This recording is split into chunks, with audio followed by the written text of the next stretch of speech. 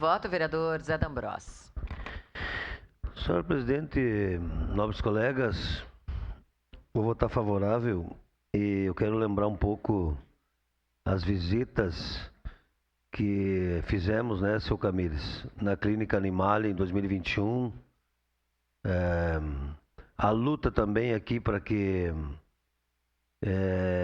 a clínica fosse buscar o animal e depois levasse de volta. Eu acho que o governo ele andou bem nessa questão do convênio com a UX.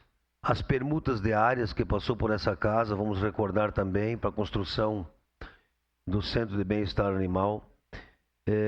Eu tenho uma preocupação muito grande com os animais, principalmente soltos na Zona Norte. Animais de grande porte que a gente não sabe o que fazer. Pitbull deve ter mais de 10 na Zona Norte, soltos. Inclusive, numa rua do Pôr do Sol, a gente tem muitos problemas porque os familiares, as pessoas não conseguem mais transitar.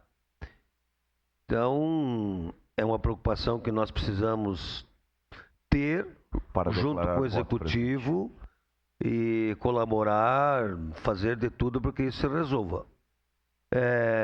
A construção do novo canil com sistema de adoção, deve ser muito intensificado. Eu esperava que, inclusive, iniciasse a construção do novo canil lá no caminho de Caravaggio, mas que infelizmente não iniciou. É saúde pública. Tivemos um governo no passado que abandonou a causa animal, então é uma preocupação que nós precisamos ter nessa casa. Então, voto favorável, nobre colega Rose.